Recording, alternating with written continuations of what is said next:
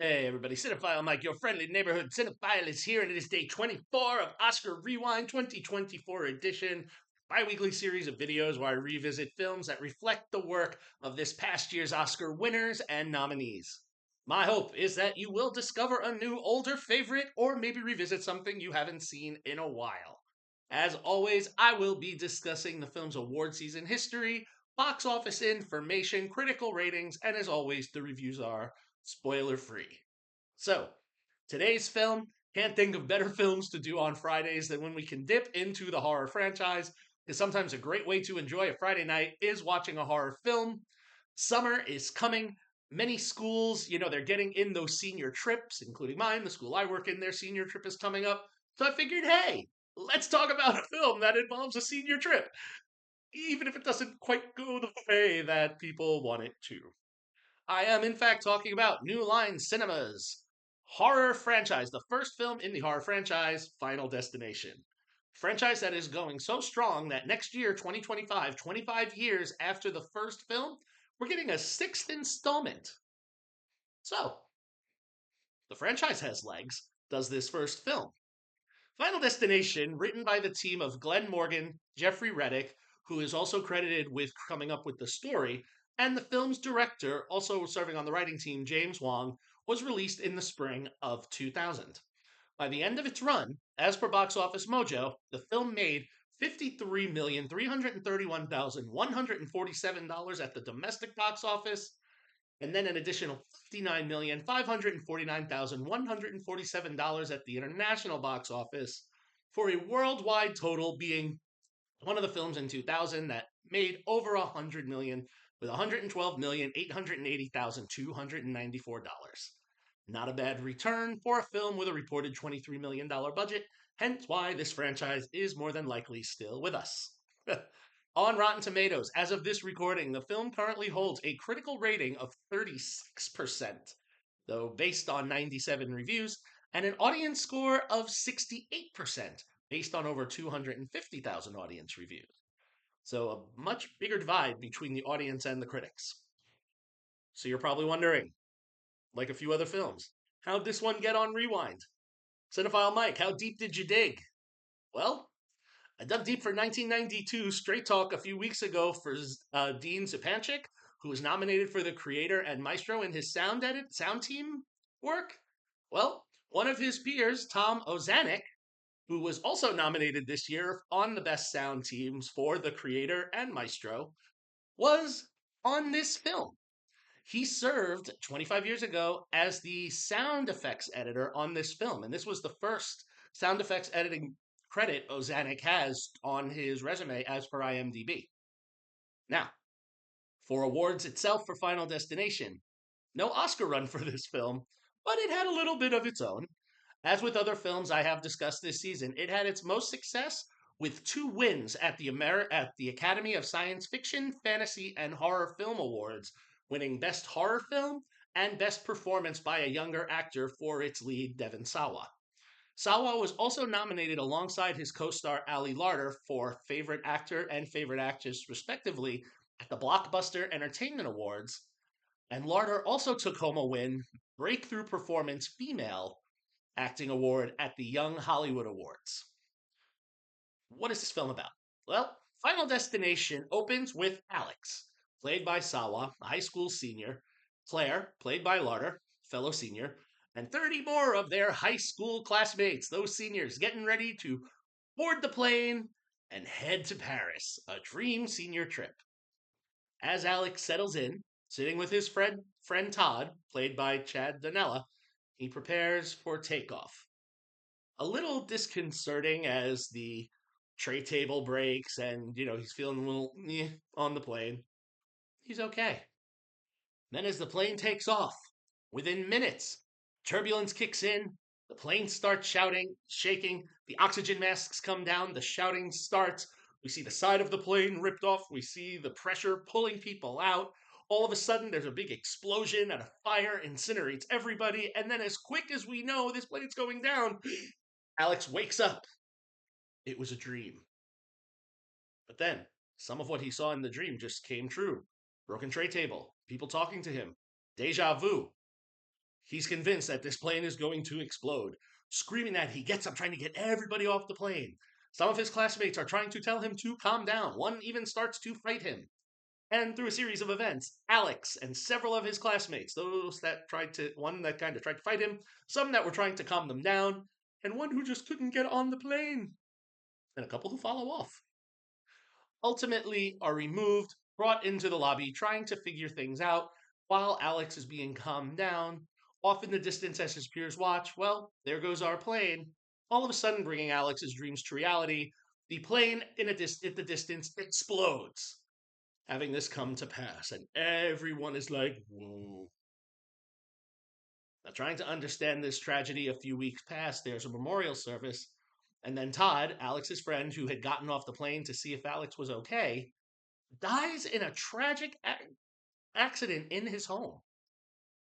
Now, outside Todd's home, when Alex goes to see, he meets up with Claire, and he's wondering, why are you here? And she shares that he felt similar premonition to him about the plane and that something was wrong. And, they're trying to understand and make sense of this. Alex just wants to see Todd again, so Claire suggests they go to the morgue to see him because why not? Little absurd, but okay. So they creep into the morgue and they meet Bloodworth, the mortician, played by Candyman himself and horror franchise royalty Tony Todd, who explains to Alex and Claire that death has a design. There is a purpose to why they do what they do. Death had a reason for taking down this plane, and in getting off the plane, Alex disrupted Death's plan.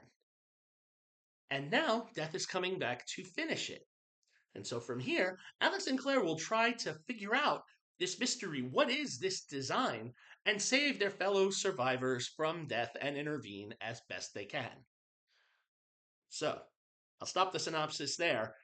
It's an interesting conceit, and for those that have seen this film, you may or may not agree with some of what I say. This conceit of can you fight death in his debut feature. Look, James Wong does all he can to bring, the cringe and the scares, and he does fairly well in some cases. And there are some unique deaths that we will see, some that are a little exaggerated. However, the mystery of trying to solve the chain of events is a more interesting premise that the film could have explored, but that's more relegated to the background as we watch one by one the survivors meet their ends until we see how this is all going to climax.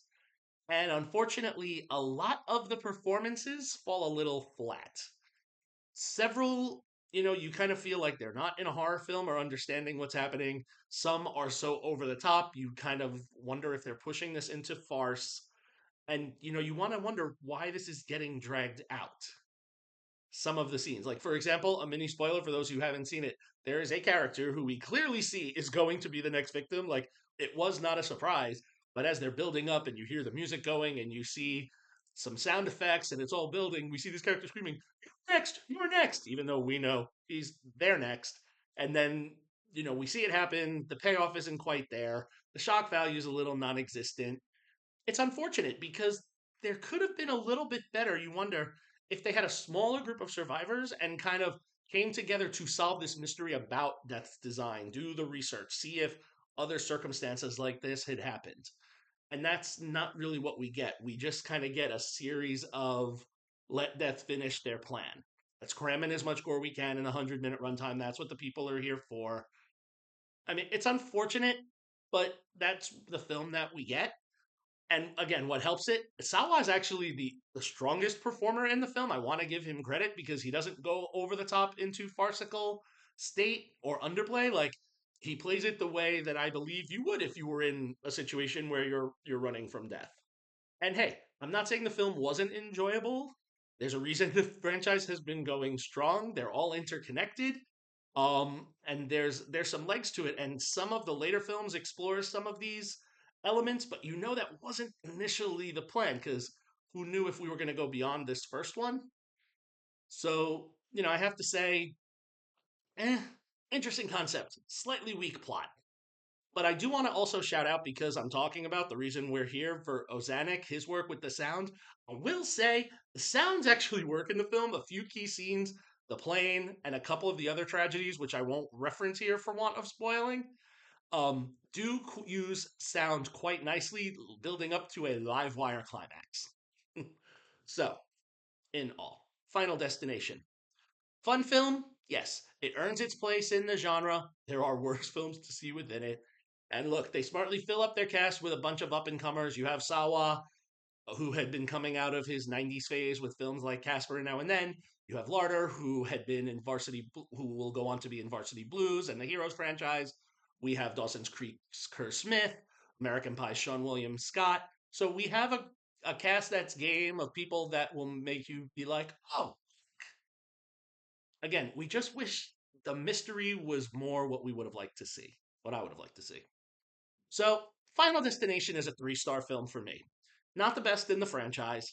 On a side note, and maybe because I'm a little bit of a Mary Elizabeth Winstead fan, I recommend the third film in the franchise, which actually gets a little stronger and looks a little bit more at the mystery, which could be why the third film brings James Wong back as writer director. He did not do the second, he did do the third, so he improves a little bit. So I recommend the third over the first. But if you would like to see the first, unfortunately, as of this recording and post, there is no streaming information. You are going to have to do a digital rental. But you can do so for as little as $3 or $4. And again, not the worst horror film to jump in if you're looking for a fun distraction from the early aughts. So, there you have it. I hope everyone is enjoying Oscar Rewind. Is there a film you're hoping I get to? Let me know. We're about 1/3 of the way through the season before this will stop and we get back into Oscar season already, if you can believe it. If you like what you heard here, please spread the word. Subscribe to the channel. You can follow me, Cinephile Mike, on all social media platforms and on Letterboxd.